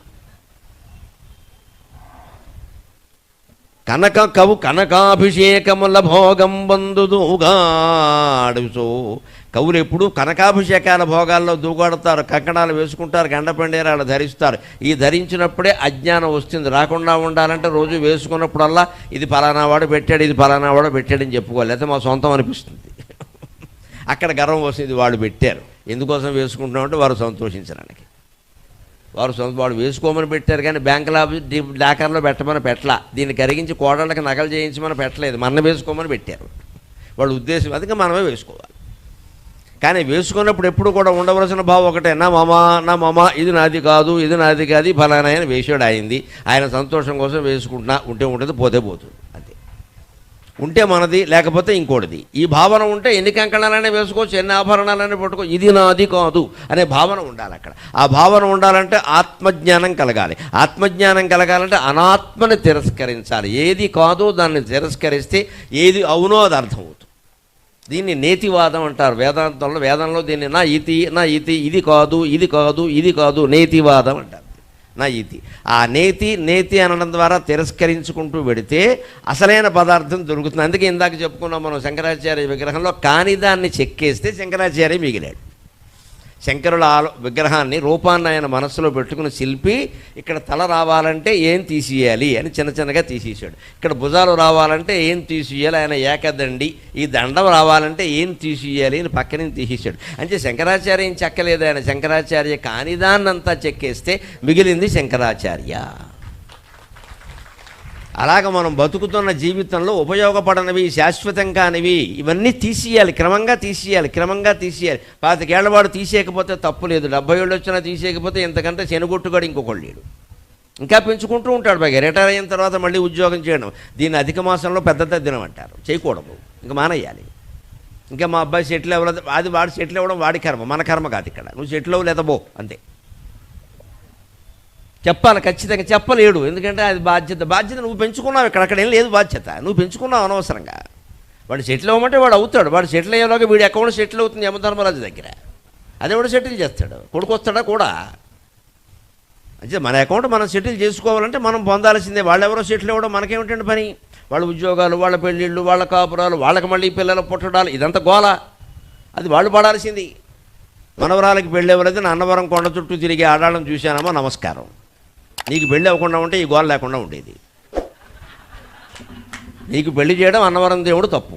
నీకు పెళ్లి చేయడం బట్టి ఓ కొడుకు పుట్టాడు, వాడికి కూతురు పుట్టింది, దానికి పెళ్ళి ఎవరైతే నువ్వు కొండ చుట్టూ తిరుగుతున్నావు. ఇప్పుడు నువ్వు బంధాల్లో ఇరుక్కున్నది కాకుండా అన్నవరం దేవుడిని బంధాల్లో ఇరికిస్తున్నావు. ఇప్పుడు నీ కూతురు పెళ్లి, మనవరాల పెళ్లి కోసం ఆయన సంబంధాలు చూడాలి. ఇప్పుడు మన పిచ్చి కోరికలన్నీ ఇలాగే ఉంటాయి. ఎందుకు కోరుతున్నావు? కొడుకు మనవరాల పెళ్ళి ఎవరు బాధ్యత అండి? కొడుకు కోళ్ళ బాధ్యత, కూతురు అల్లుడు బాధ్యత. మనకేమిటి బాధ్యత? మహా అయితే తెలిసినవాడు ఎవడన్నా ఉంటే చెబుతాం, లేదా మానేస్తాం. అది వాళ్ళు చూసుకోవాలి. పెద్దవాళ్ళు చూస్తున్నారు అనుకోండి, పిల్లలు ఏం చేయరు, ఇంక వాళ్ళు వదిలేస్తారు మొత్తం. ఇక్కడ వాళ్ళు శుభ్రం కిట్టి పార్టీలు తిరుగుతూ ఉంటారు, శనేదివారాలు కూడాను, హోటల్కి ఎడుతూ ఉంటారు. మన నాన్నగారికి మేమంటే చాలా ప్రేమ, మొత్తం గడ్డగడ్డదైపోతాడు ఈ తండ్రి. ఇంత ప్రేమ అవసరం లేదు, దీన్ని ప్రేమ అన్నారు, వ్యామోహం అంటారు. కవులు కనకాభిషేక బల భోగం బందు దోగాడగా భువిరాజుల్ సమతు బుద్ధి మార్చుకొని సొమ్ముల్ కోరి బాధింపగా అవసానంబున కష్ట నష్టముల పాలై ఏడ్చి ఏడ్పించుటల్ కవిలోకంబునకొక్క పాఠమగు భాగ్యంబుల్ భుజంగంబులవు అని సాగర ఘోష కావ్యంలో శ్రీనాథుడి జీవితాన్ని వర్ణిస్తూ పద్యం రాశాను. కవిరాజుల్ కనకాభిషేకముల భోగం బందు దోగాడగా అదే రెడ్డిరాజుల ఆస్థానంలో ఆయన కనకాభిషేకం చేశారండి. మామూలు అభిషేకం కాదు, బంగారపు నాణ్యాలతో అభిషేకం. దీనారటంకాల తీర్థమాడించిదమ్మ దక్షిణాధీసు ముత్యాలశాల అని పద్యం రాసుకున్నాడు ఆయన. దక్షిణాంధ్ర దేశాన్ని దక్షిణ భారతదేశాన్ని పరిపాలించేటువంటి ప్రౌఢదేవరాయల ఆస్థానంలో ఆయన అలా కూర్చుని ఉంటే బంగారపు నాణ్యాలతో అభిషేకం చేశారు. ఒక్క నాణ్యం ఇంటికి పట్టుకెళ్ళలేదు. అది శ్రీనాథుడి స్టైల్. ఆ స్టైల్లోనే అజాగ్రత్త కూడా ఉంది. చప్పట్లు కొట్టేయకూడదు అంత తొందరగా, పట్టుకెళ్ళాలి. ఇక అభిషేకం చేసింది పట్టుకెళ్ళమని. అందుకే పురోహితులు చాలా జాగ్రత్తగా ముందే గుడ్డ కప్పేస్తారు. అక్కడ కింద పడినవన్నీ మనమే అని. ఆయనకున్న తెలివి ఈయనకి లేకపోయింది, వదిలేశాడు. ఎవరు పట్టుకెళ్ళారు? అక్కడ మొత్తం బట్టలు ఉతుకున్న వాళ్ళు, క్షవరం చేసిన వాళ్ళు పట్టుకెళ్ళారు. వాళ్ళకన్నీ ఇచ్చేయండి అన్నారు. ఈయనకేం మిగలలేదు. ఆయన హాయిగా వెళ్ళిపోయాడు నడుచుకుంటూ. ఇక్కడ హాయిగా వెళ్ళిపోయి పనులు ఫుడ్ ఎలాగా. ఇంటికి వెళ్ళాక భార్య అడిగితే నాకు అలవాటు లేదు అన్నాడు. బాగానే ఉంది. మరి రేపు పొద్దున్న భార్యని ఆవిడ పోషిస్తాడు. ఇక్కడ ఆవిడేం సాఫ్ట్వేర్ కాదు కదా. ఆవిడ పొట్టచీర కట్టుకుని కూర్చుంది పాప, నవ్వులు చేసుకుంటూ. ఈయన ఏదో తెస్తాడని. ఇది నిజంగా కుటుంబాన్ని మోసం చేయడమేనండి. కళాకారుడైన వాడు ఎవడైనా, కవులు, పండితులు, గాయకులు, ఏ ఉద్యోగం చేసిన వాడు ఎవడైనా భార్యని అనాథం చేసాడు అంటే అంతకంటే పాపం ఇంకోటి లేదు. వాళ్ళకి పూర్తి ఉపాధి కల్పించాలి. ముందే భర్త ఉండగానే అన్ని ఏర్పాట్లు చేయాలి. వీడు వెళ్ళిపోయినా కూడా వాళ్ళకి నెలకి ఈ రోజు లెక్క ప్రకారం చెప్పాలంటే నెలకి 40,000 50,000 ఆదాయం వచ్చే విధంగా డిపాజిట్లు ముందే చేసేయాలి. అంతే, చేసే ఉండాలి. ఆ విషయం ఆవిడకి చెప్పక్కర్లేదు. వాళ్ళు ఒప్పుకోరు, అలాగే చెయ్యాలి, అంతే. అది పద్ధతి. లేకపోతే వీడు వెళ్ళిపోతే ఆవిడ గతి ఏమిటి? ఉద్యోగాలు అందరికీ ఉండవు కదా, ఉన్నా చేయలేకపోవచ్చు. ఇంట్లో యజమాని ఎవడున్నాడో పెద్దవాడు, వాడు బాధ్యత ఇది. అంచేత నీ డబ్బు నిన్ను కాపాడదు, నీ విద్య కూడా నిన్ను కాపాడదు. దాన్ని వినియోగించుకుంటేనే. ఆ విద్య ఉన్న రోజుల్లోనే, మన ప్రభుత్వాలు ప్రజలు ఆదరించిన రోజుల్లోనే 100 రూపాయలు సంపాదిస్తే 25 రూపాయలు పట్టుకెళ్ళి దాచుకోవాలి. 50 రూపాయలు నువ్వు ఖర్చు పెట్టుకో, 25 రూపాయలు భవిష్యత్తు కోసం దాచు. ఇంకో 25 రూపాయలు ఏం చేయాలో తెలుసు? ఆదాయంలో దాన ధర్మాలు చెయ్యాలి. అది వచ్చే జన్మకి పెట్టుబడి. అది లెక్క. దాన ధర్మాలు చెయ్యాలి, అది వచ్చే జన్మకి పెట్టుబడి. మొత్తం ఆదాయం ఎంతైనా ఉండని, 1,00,000 ఉండని, 10 లక్షలు ఉండని, అందులో 50% ఇద్దరు దంపతులు పిల్లలతో సహా అనుభవించాల్సిందే. శుభ్రంగా వెళ్ళే యోగం ఉంటే చార్టర్డ్ విమానంలో భార్యను తీసుకుని వెళ్ళు, ఆవిడ ఆనందిస్తుంది. అంతే. ఇంత ఖర్చు ఎందుకు అనకు, ఆవిడ ఆనందిస్తుంది. అంతే. వైభవం పట్టింది భగవంతుడు ఇచ్చాడు, ఖర్చు పెట్టేయి. సగం పైన అయిపోవాలి, ఉండకూడదు. 2 లక్షల జీతం ఉందంటే 1,00,000 ఖర్చు అయిపోవాలి. అని సమస్త భోగాలు అనుభవించాలి. జీవితంలో అష్టైశ్వర్యాలు అనుభవించాలి. భగవంతుడు ఇచ్చాడు కదా. దేని మీద నాదనే దృష్టి ఉండదు, ఉంది అనుభవిస్తున్నాం అంతే, లేకపోతే ఊరుకుంటాం. ఇంకో పావల అంటే ఈ 2 లక్షల్లో 50,000 రూపాయలు భవిష్యత్తు కోసం దాచాలి. పిల్లల పెళ్ళిళ్ళు, చదువులు, అనారోగ్యాలు బోల్డ్ ఉంటాయి. నెలకు 50 దాచేయడమే. నీకు 2 లక్షలు ఆదాయం దేనికి? మిగిలిన 50,000ని దాన ధర్మాలు చేయాలి. చేస్తే అవన్నీ వచ్చే జన్మకి పెట్టుబడి అవుతాయి. ఒకవేళ మనకి ఈ జీవితంలోనే దరిద్ర దశ పట్టినా ఈ మనం ఇచ్చినటువంటి పుణ్యాన్ని తీసుకున్న వాళ్ళు మర్చిపోవచ్చు, కానీ భగవంతుడు మర్చిపోవడమా? ఏదో రూపంలో మనకి ఇచ్చేస్తాడు. తీసుకున్న వాళ్ళు మర్చిపోతే మర్చిపోవచ్చు, వాళ్ళకు ఉండకపోవచ్చు కృతజ్ఞత. దేవుడికి ఉంటుంది. వీడు ఆపదలో ఆదుకున్నాడు ఎదురింటి వాళ్ళని, వాళ్ళ ఇల్లు ఖాళీ చేయడం ఎలా కుదురుతుంది, నేను ఆదుకోపోతే ఎలాగా అని లక్ష్మీదేవి స్వయంగా మన అనుగ్రహిస్తుంది. దానం ఎప్పటికీ పోదు. అందుకే మన తెలుగులో సమత పెట్టి పుట్టాడంటారు. ఏమిటి పెట్టడం, ఏమిటి పుట్టడం? పూర్వజన్మలో పెట్టి ఇప్పుడు పుట్టాడు, దాని అర్థం అది. అందుకని ఎంత విద్య ఉన్నా జాగ్రత్త పడకపోతే శ్రీనాథుడిలాగే అవుతుంది సంగతి. మళ్ళీ అప్పుడు ఆయన ఏం చేశాడు? కూర్చుని 700 ఎకరాలు తీసుకుని సాగు చేశాడు. ఈయన బ్రాహ్మడు, ఈయనకి వ్యవసాయం చేయడం చేత కాదు, ఎవరిలో పెట్టాడు. అది కూడా పోనీ 7 ఎకరాల 70 ఎకరాల 700 ఎకరాలు ఎందుకంటే పని లేక. ఇదే ఓవర్ యాక్షన్ అంటే. ఏమొచ్చిన భారీ పరిశ్రమ, శ్రీనాథుడు కుటీర పరిశ్రమ తెలియదు. పోనీ 10 ఎకరాలు ఆయనకి సరిపడా తీసుకుని చేసుకుంటే నష్టం కూడా తక్కువే వస్తుంది. పండినా పండకపోయినా నష్టం కూడా తక్కువే. 70 ఎకరాలు తీసుకున్నాడు, అది పండలేదు. పండింది మొత్తం అంతా కృష్ణానదికి వరదలు వచ్చాయి. తెలలు పెసలు కొనిపోయే, మొత్తం తెలలు పెసలున్న బిలబిలక్షులు కొనిపోయే. తెలలు పెసలు పక్షులన్నీ తెలలు పెసలు తినేసాయి. బొడ్డిపల్లిని గొడ్డేరి మోసపోతే అన్నాడు. బొడ్డిపల్లి అనే గ్రామాన్ని మొత్తం దత్తత తీసుకుని వ్యవసాయం చేసి నేను మోసపోయాను అన్నాడు. అంతే. కట్నం ఇవ్వలేదని, పన్ను కట్టలేదని అదే శ్రీనాథ మహాకవిని ఏ రాజులు గౌరవించారో వారి కుమారులు వారి మనవలు ఎర్రటి ఎండలో ఇసుకలో నడిపించి వెనకాల కొరడాలు పెట్టి కొట్టారండి. ఈ దేశంలోనే జరిగిన కథ ఇది. మనం అంతకంటే గొప్ప విద్వాంసులం కాదు, అంతకంటే ధనవంతులము కాదు నిజానికి. అందుకని శంకరాచార్య 1200 ఏళ్ల క్రితం చెప్పారు, నువ్వు ఎంత విద్య సంపాదించినా 4 రూపాయలు వెనకేసుకున్నావా లేదా. రాజ్య విద్య ఉంటే భౌతిక జీవితానికైనా వెనకేసుకోవాలి. ఇప్పుడు ఆయన భౌతిక జీవితం మాట్లాడట్లా, నీ విద్య నుంచి నువ్వేం గ్రహించావు.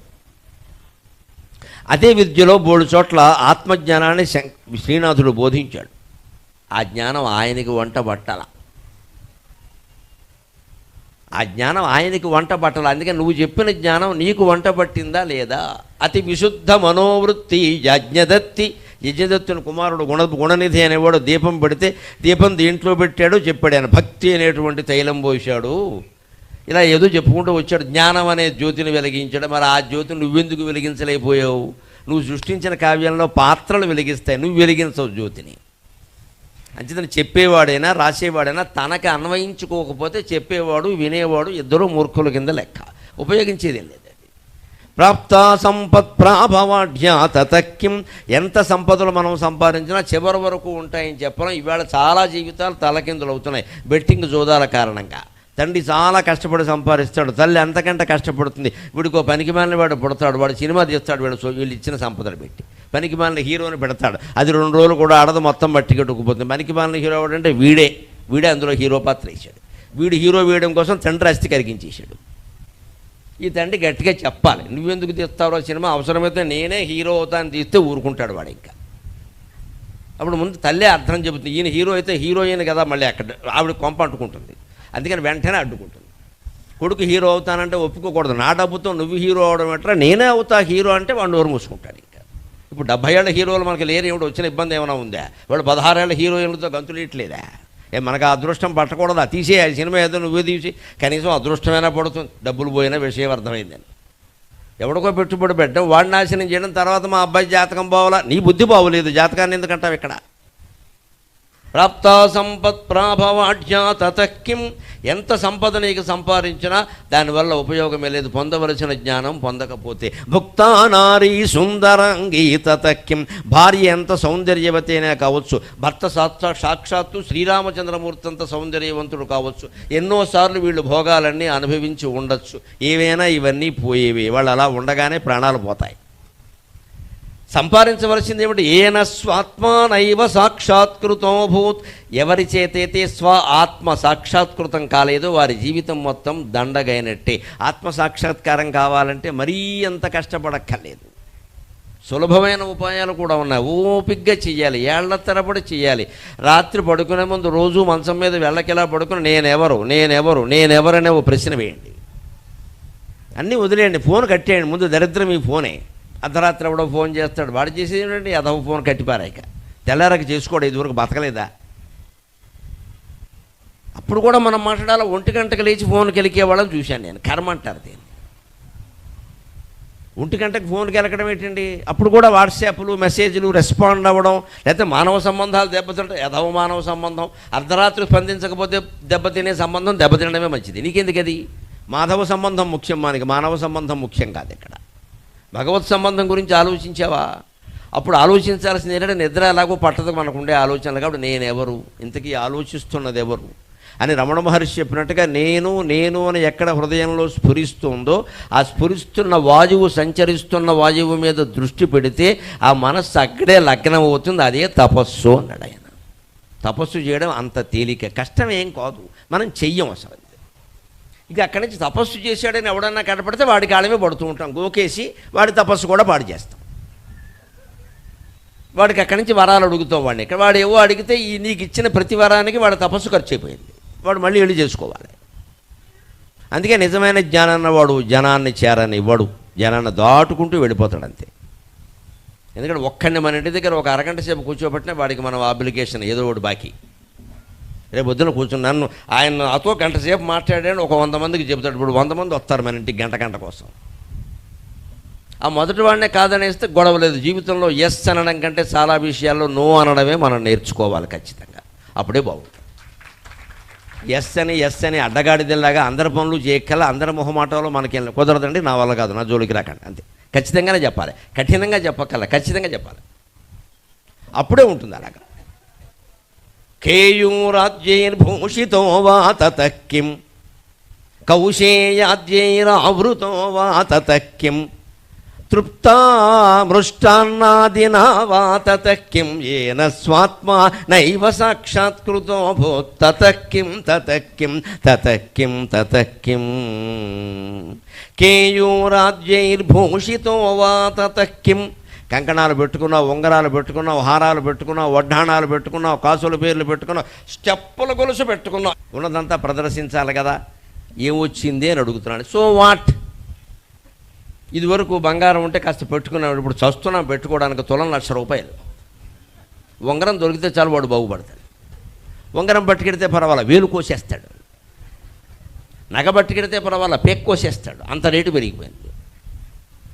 ఇదివరకు తెలిసిన వాళ్ళు ఎవరైనా లేకపోతే ఆడవాళ్ళు మగవాళ్ళు లేకపోతే ఎవరో ఆడదాన్ని పని మనుషులు ఎవరినో వచ్చి పడుకోమనేవాళ్ళు. ఇప్పుడు పడుకోమనడానికి అనుమానంగా ఉంది. ఏమో రాత్రి కత్తి తీస్తారేమో. మరి అలాగైనా ఉండగలవా? ఉండలేము. అలాగైనా టేప్ డిపాజిట్ లాకర్లో పెట్టామనుకో, చేయించుకున్నది ఎందుకు? లాకర్ కోసమా? పైగా దానికి మళ్ళీ సంవత్సరానికి 4,000 5,000 కట్టాలి. అది ఎవడు కడతాడు ఇప్పుడు? మనం ఏం పెట్టుకున్న దానికి అక్కడికి ఎందుకండి?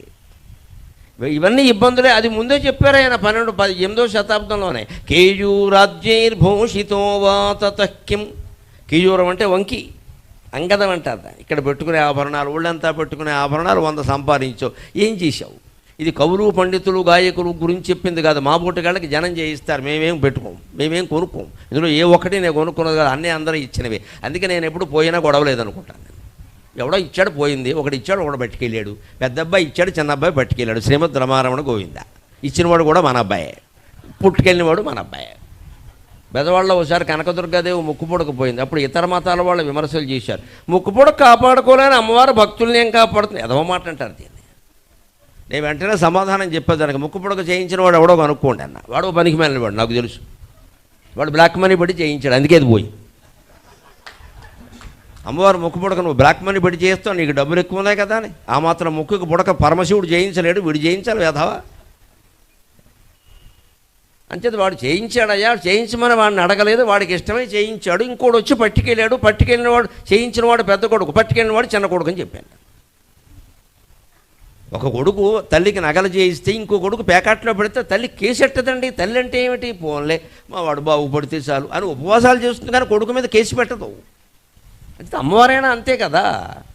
వాడు దొర చేయించాడు, వీడు దొంగ పట్టుకెళ్ళాడు, ఇద్దరు మా అబ్బాయిలే. ఆభరణాలు ఉంటే ఇలాగే భావించాలి. నా మామ ఎప్పుడు భావించగలుగుతాం? నేను భావించగలుగుతాను. ఇందులో ఏమీ నావు కావు కాబట్టి మీరు భావించలేరు. మీ సొంతం డబ్బులు చేయించుకున్నారు, అది సమస్య. అంచేత కవిత్వం ద్వారా, పాండిత్యం ద్వారా, తత్వజ్ఞానం ద్వారా ఆభరణాలు సంపాదించాలి. కానీ మన డబ్బు పెట్టి మనం చేయించుకుంటే మమకారం తప్పదు. వదిలేయాలంటే మనది కాదనే విషయం తెలియాలి కదా. మనది కాదని స్పష్టంగా తెలుసు, ఎందుకని వదిలేస్తాం. పోయినా బెంగలేదు. పైగా మన బోటుగాడు లౌక్యం నాకు ఎక్కువ. పోయిందని సభలో చెబుతా, ఇంకోటి చేయిస్తాడు, గొడవలేదు. అయ్య బాబు మీకు అంకణం పోతే ఎలాగండి అని సభలో లేచి, నేను వేస్తా, వేసుకో. సొమ్ము వాడిది, స్టోకు మందేం పోయింది. అంతే, అలా నడిపించాలి వ్యవహారం. కానీ మనం సొంతం చేయించుకుని ఇంకాస్త పెట్టుకుంటే ఏం ఉపయోగం? వాడు చేకూసేస్తాడు. ఎన్ని ఆభరణాలు ఉన్నా దానివల్ల ఉపయోగం వెళ్ళ. ఆభరణం నిజంగా మీకు అర్థమైతే ఆత్మజ్ఞానం కేవలం ఆభరణం ద్వారా పొందొచ్చండి. కేవలం ఆభరణం ద్వారా. మీ ఆభరణాన్ని మీరే చూసుకోండి ఒకసారి, ఇలాగా చూసుకుంటూ ఉండబోతుంది. ఇందులో ఉన్నది బంగారమే కదా, ఇందులో ఉన్నది బంగారమే కదా, ఇందులో ఉన్నది బంగారమే కదా, గండపెండేరంలో ఉన్నది బంగారమే కదా. దానికి ఎన్ని పేర్లు ఎలా వచ్చాయండి? సువర్ణాధ్యాయతే భూష సువర్ణత్వం ప్రదృశ్యతే. శంకరాచార్య చెప్పిన మాటే. బంగారంతో నువ్వు ఈ ఆభరణం చేసినా అందులో ఉండేది బంగారమే కదా. ఆత్మని భగవంతుడి నుంచి ఏర్పడిన ఈ ప్రపంచం ఉండేదంతా భగవంతుడే, ప్రపంచం లేదు అన్నాడు. బంగారంతో నువ్వు కంకణం చేసినా, కడియం చేసినా, గండపండేరం చేసినా, ఉంగరం చేసినా, హారం చేసినా, కాసుల పేరు చేసినా, వడ్డాణం చేసినా అందులో శాశ్వతంగా ఉండేది బంగారమే కదా. ఒకవేళ ఏదైనా అవసరం వచ్చి కరిగించామనుకోండి, కరిగించాం, ఏమండి ఇది కరిగించేసి మా అమ్మాయికి గాజు చేయించండి అన్నాం. అప్పుడు కంకణం ఏమైంది? గాజు అయింది. బంగారం మామూలేగా. అంచేత కరిగించిన బంగారం పోలేదుగా. ఆభరణం అర్థమైనా ఆత్మజ్ఞానం వస్తుంది. మనం షో కోసం పెట్టుకుంటున్నాం, ఫేస్బుక్లో పెడుతున్నాం, ఎవరో వావ్ అనగానే సంతోషిస్తున్నాం తప్పితే ఆభరణం మనకు అర్థం కాల. ఆభరణం ద్వారా ఆత్మజ్ఞానం పొందొచ్చు. ఆభరణాల రూపాలు వేరైనా, ఆభరణాల పేరు వేరైనా, అందులో ఉండే బంగారం ఒకటే కదా. ప్రపంచంలో ఉండే చరాచర జీవరాశులన్నీ వేరైనా, వాటిలో ఉండే గుణాలన్నీ వేరైనా, వాటి లక్షణాలన్నీ వేరైనా, ఈ అన్నిట్లోనూ ఉండేది ఒకే ఒక శక్తి. ఆదిశక్తి రమేయాత్మ పరమా భావనాకృతికి అనేక కోటి బ్రహ్మాండ జనని దివ్య విగ్రహ. ఆ ఆదిశక్తి అన్నిట్లోనూ ఉంది. అది ఎందుకు అర్థం అవట్లా? ఆభరణం అర్థమైతే అర్థం. ఇక్కడ ఈ ఆకారంలో ఉంటే దీనికి కంకణం అన్నావు, అక్కడ ఆ ఆకారంలో ఉంటే దానికి అండపెండేరం అన్నావు, ఈ ఆకారంలో ఉంటే దీన్ని హారం అన్నావు, ఇంకో ఆకారంలో ఉంటే ఉంగరం అన్నావు, ముత్యం ఉంటే ముత్యం ఉంగరం అన్నావు, మరకతమణి ఉంటే మరకతపు ఉంగరం. ఇవన్నీ నువ్వు పెట్టుకున్న పేర్లు. ఉన్నది అక్కడ బంగారమే. దాన్ని చెరిపిస్తే ఉండేది కూడా బంగారమే. అలాగే ఈ లోకాన్ని మొత్తం చెరిపిస్తే ఉండేటువంటి బంగారం ఉంది, అదే అమ్మవారమ్మ లలితా పరా భట్టారిక. శ్రీమాత్రే నమః. ఈ లోకమంతా చెరిపేయాలి. చెడపకూడదు, చెరిపేయాలి. గమనించండి, చెడగొట్టడం వేరు, చెరిపేయడం వేరు. పలక మీద రాసింది చెరిపేయచ్చు, అలాగే చెరిపేయాలి. చెడగొట్టకూడదు లోకాన్ని. చెడగొట్టడం వేరు, చెరపడం వేరు. ఊరికి పలక మీద చెరిపినట్టు చెరిపేయాలంటే మన మనస్సులోంచి తీసేయాలి ఆ విషయాన్ని. ఇవన్నీ నావుగా ఉన్నాయి కాబట్టి పెట్టుకున్నాం, ఉన్నంతకాలం పెట్టుకుంటాం, లేకపోతే లేదు. అంటే ఆభరణం నిజంగా అర్థమైతే, కేయూరాదులు నీకు అర్థమైతే తతక్యం, ఎందుకు ఇదని ఆలోచించావో? ఊరికే చూసుకుని ఇంకా ఇక్కడ మ్యాచింగ్ ఇంకోటి ఉంటే బాగుంటుంది. దీనికి మ్యాచింగ్ గాజులు ఎలా ఉండాలంటే 2 మట్టి గాజులు 2 బంగారం గాజులు ఉన్నాయి. ఈ దరిద్రం తయారైంది. అసలు కంకణం లేకుండా ఉంటే ఈ గొడవ ఉండేది కాదు. ఇది పక్కన ఉండేసరికి దీనికి మ్యాచింగ్. దానికోసం ఇంకా ప్రయత్నం చేస్తున్నాం. ఇది ఉందన్న సంతోషం లేకపోగా అవి లేవని ఏడుపు వచ్చింది ఇప్పుడు. అందుకే కేయూరాజ్యేర్భూషితో వా తతక్యం. నువ్వు కేయూరాది ఆభరణాలు ఎన్ని సంపాదిస్తే మాత్రం ఏముందయా? So what? నీకు ఉపయోగం ఎలా? కౌశేయాద్యై, సన్యాసులు కూడా పెట్టకమైన కౌశేయాద్యేచ్ఛాదితో వా తతక్యం. పోనీ పట్టుబట్ట కట్టుకున్నావు, లేదా కాషాయ వస్త్రం కట్టుకున్నావు, బట్ట కట్టుకోగానే అయిపోయిందా? వ్రతం అనేసరికి పట్టుబట్ట కడతాం, పట్టు చీర కడతాం. మన దృష్టి వ్రతం మీద లేదు, పట్టుబట్టల మీదే ఉంది. ఎందుకంటే జారిపోతుందని కంగారు. ఎప్పుడు కట్టుకోలేదుగా. ఇంతకంటే శుభ్రంగా ఉతికిన పంచె కొట్టుకుని వ్రతం చేస్తే జారిపోతుందనే బెంగలేదు, సుఖంగా కూర్చుంటాడు. మనకి దృష్టి భగవంతుడి మీద ఉండడం ముఖ్యమా, పట్టుబట్ట మీద ఉండడం ముఖ్యమా? మనకి షోకు ముఖ్యం. ఇవాళైనా పట్టుబట్ట కట్టుకోకపోతే మా ఆడపడుచు, ఆవిడ పెద్దపడుచు ఇక్కడ. ఎందుకంటే ఆవిడ కట్టింది ఈవిడ కట్టాలి.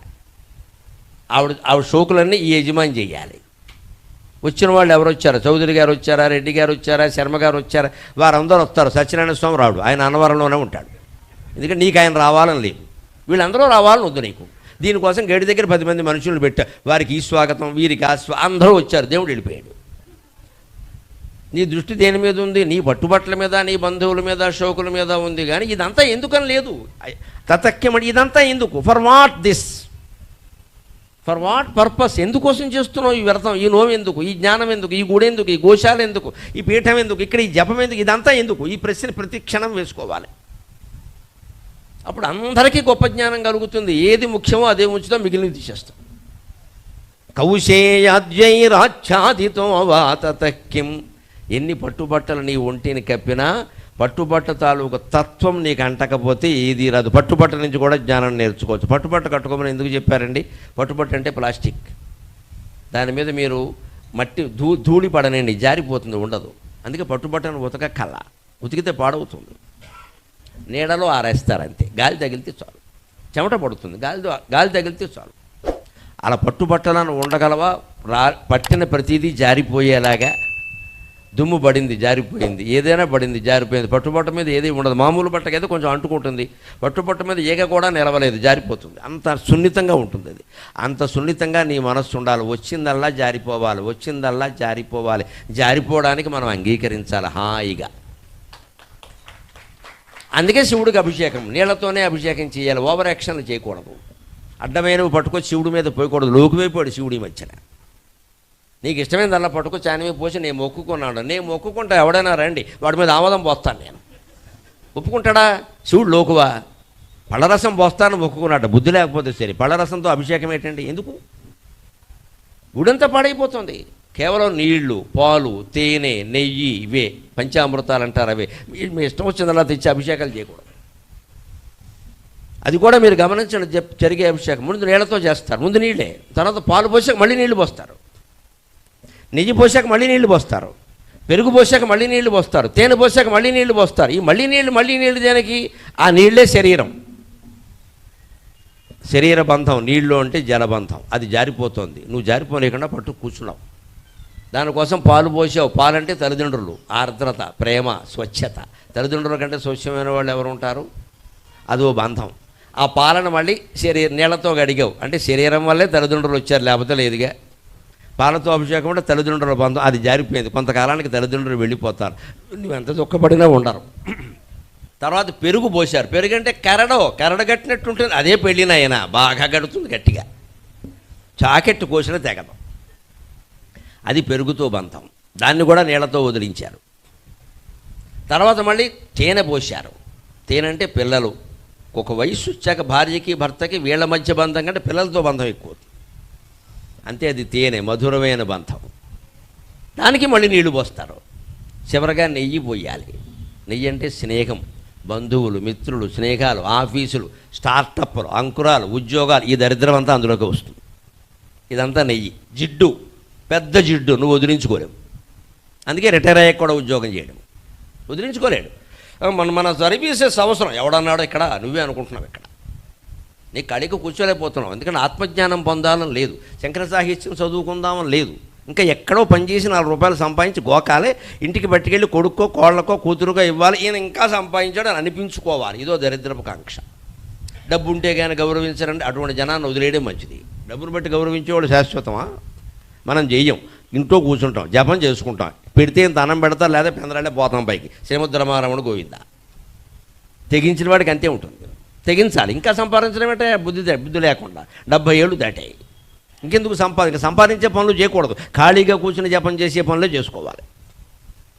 లేకపోతే మట్టి అయిపోతాం ఇక్కడ. అంటే పట్టుబట్టి నుంచి ఎలాగైతే జారిపోతున్నాయో శివలింగంలో పోసిందల్లా జారిపోతుంది కదా. శివలింగం అంటే లోపల జీవుడు, గుండెల్లో జీవుడినే శివుడు అంటారు.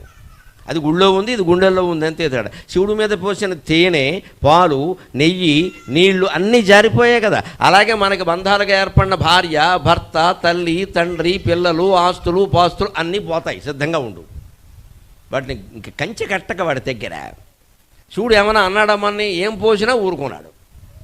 పైగా ప్రతిదీ పొయ్యగానే నీళ్లు పోస్తారు. అంటే అసలు ఈ బంధాలన్నీ శరీర బంధం వల్ల వచ్చాయి. శరీరం లేకపోతే ఈ భార్య లేదు, భర్త లేడు, తల్లి లేడు, తండ్రి లేడు, పిల్లలు లేరు, ఎవరూ లేరు. అందుకని ప్రతిదాన్ని నీళ్లు పోసి కడుగుతారు. భౌతికంగా ఏమిటంటే ఆచారంలో గొప్ప విషయం, ఏం పోసినా నీళ్లు పోసి కడిగితే లింగం పాడవకుండా ఉంటుంది.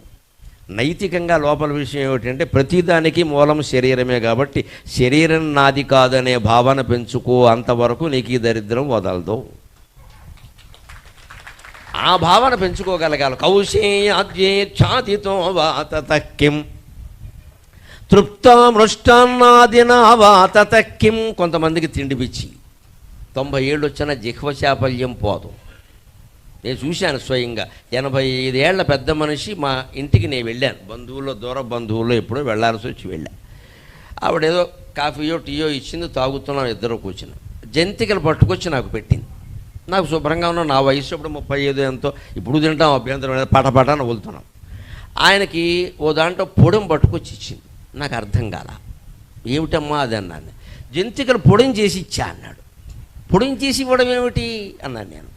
జంతికలు ఆయన నవలలేరు కానీ వదలలేరు, అందుకని పొడం చేసి ఇచ్చాను. ఇదే పెద్ద దరిద్రం. అంటే నువ్వు నవలలేనప్పుడు వదిలేయచ్చు కదా. పైగా జంతికలను పొడం చేస్తే జంతికల ఫీలింగ్ ఎక్కడుంది?